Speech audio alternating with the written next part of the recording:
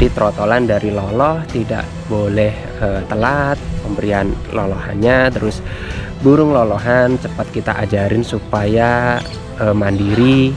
Nah kalau sudah mandiri ya kita beri pakan itu yang berlimpah, dan kita usahakan tidak banyak memegang burung atau memegang sangkarnya. Ini burung juga semakin giras, dan nih sudah mulai ini ya, sudah mulai berantem ya. Harusnya umur segini itu sudah dipisah,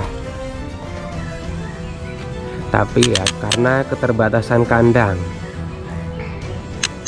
Nah, terima kasih yang sudah mengikuti channel Biru Ireng ini. Dan untuk teman-teman yang belum mengikuti, silahkan di klik subscribe dan di like videonya ya. Semoga bermanfaat. Nah untuk hari ini updatean trotolan umur ke 21. Nah jadi kemarin 20, sekarang 21. Nah seperti apa perkembangannya? Dan sebelumnya saya minta maaf apabila cara perawatan ini ada yang berbeda atau mungkin tidak cocok dengan perawatan teman-teman. Nah itu saya minta maaf, karena menurut saya begini, memang perawatan burung atau perawatan ya hewan ya, itu pasti kita punya cara tersendiri, kita punya cara terbaik untuk merawat burung kesayangan kita. Yang jelas kita merawat itu pasti dengan sesuatu perawatan yang menurut kita itu terbaik ya. Jadi tidak ada istilah merusak ya. Seperti semisal kita memberikan minyak ikan misal ya, karena masih ada yang berkomentar kalau minyak ikan itu merusak.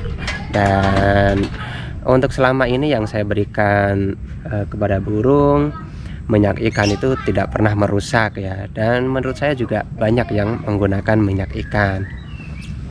Atau nanti semisal trotolan ini semisal kok cepat mutasi, nah itu sebenarnya itu bukan memaksa ya. Jadi di video-video saya sebelumnya itu ya mempercepat trotolan itu mutasi itu bukan berarti memaksa ya. Jadi justru sebenarnya itu karena secara alaminya trotolan itu tidak banyak otak-atik, terus pemberian pakan kita itu melimpah gitu ya. Dalam artian juga pakannya itu apa ya, bisa dibilang bergizi gitu ya. Dan burung itu tidak kekurangan, makanya dia cepat untuk bermutasi. Dan di video-video saya sebelumnya itu untuk umur trotolan ya memang umur segitu, dan itu sudah ini ya, sudah banyak berganti bulu ya, khususnya itu bulu-bulu halusnya. Nah kalau untuk bulu kayak bulu sayap, bulu ekor, memang prosesnya lebih lama ya teman-teman ya.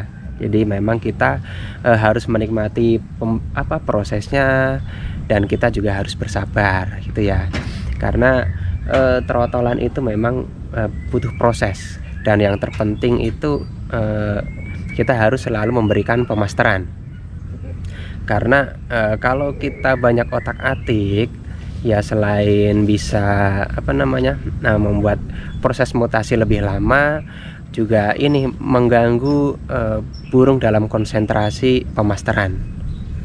Nah sekarang kita lihat dari dekat umur trotolan 21 hari.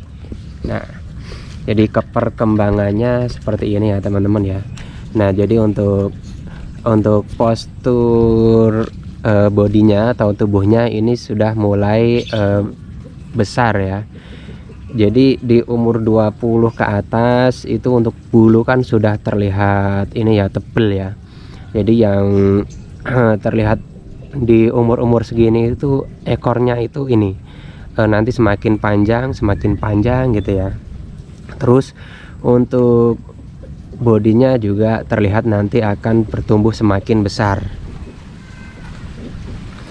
Dan seperti misi sebelumnya, nah ini perawatan trotol ini ditujukan untuk cara merawat trotol agar tidak jinak. Nah, jadi untuk yang mengikuti video ini dari awal pasti paham ya. Jadi tujuan video ini bukan untuk pamer trotolan, tapi ya ini sebagai edukasi bagaimana agar trotolan itu tidak mudah jinak. Nah, untuk caranya, jadi burung itu tidak mudah diotak-atik ya. Jadi yang penting burung itu sudah kita kasih makan, terus burung bisa kita kerodong. Nah itu jadi burung tidak banyak gangguan, atau burung juga tidak banyak interaksi dengan kita. Interaksi yang dimaksud itu ya banyaknya perawatan, terus burung digoda itu tidak perlu ya, apalagi burung masih trotol. Jadi dia biar konsentrasi dengan perkembangannya. Nah jadi dia biar makannya juga tidak terganggu. Jadi kita berikan pakan yang banyak. Dan untuk umur-umur segini, nah ini pakan wadahnya saya kasih 2 tempat. Nah karena untuk konsumsi pakannya ini mulai banyak ya, dan ini juga nanti harus saya tambah lagi karena nanti pasti sampai malam dia pasti makan lagi ya. Dan ini burung juga semakin giras. Dan nih sudah mulai sudah mulai berantem ya. Harusnya umur segini itu sudah dipisah, tapi ya karena keterbatasan kandang. Nah kalau untuk mental factor, nah ini untuk bawaannya ya lumayan bagus lah. Dan untuk karakter mental factor itu satu sarang pun menurut saya beda-beda. Nah kalau untuk yang ini memang mungkin jadi pilihan saya ya, untuk saya tahan dulu trotolannya untuk semoga saja tidak terjual dan diberikan rezeki agar bisa mempertahankan trotolan ini.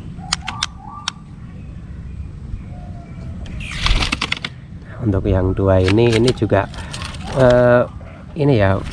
faktornya lumayan, mereka sudah suka berantem malahan.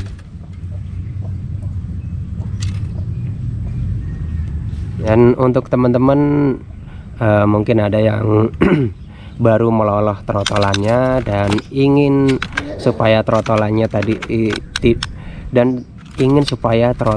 tidak jinak. Nah teman-teman bisa melatih agar trotolannya itu cepat mandiri ya. Dan untuk melatih agar trotolan cepat mandiri, nah teman-teman bisa cek link di deskripsi.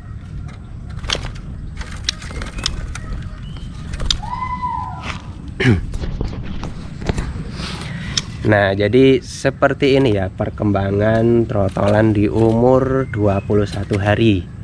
Nah untuk misi video ini tujuannya itu perawatan trotol atau updatean trotol ini tujuannya tidak jinak ya, tidak manja ya.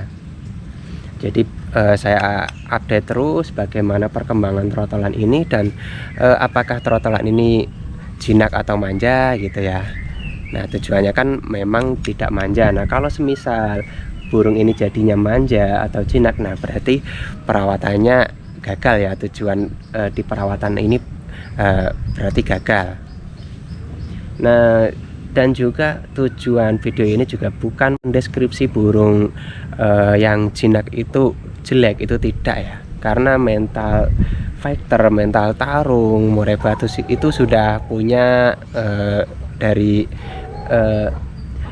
dari diri murai batu itu masing-masing ya.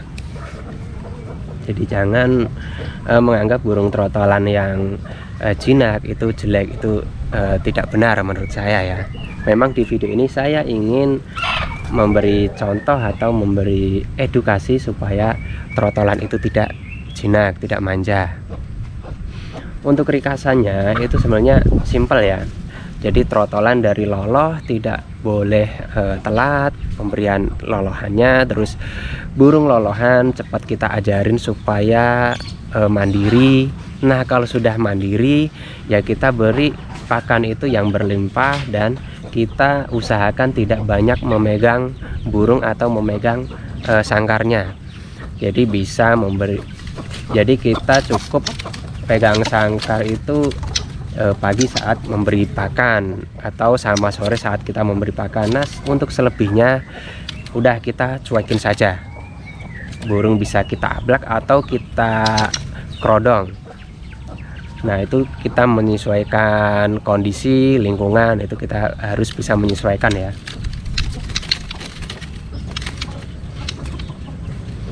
Dan sebenarnya ya intinya seperti itu, jadi burung tidak banyak terganggu.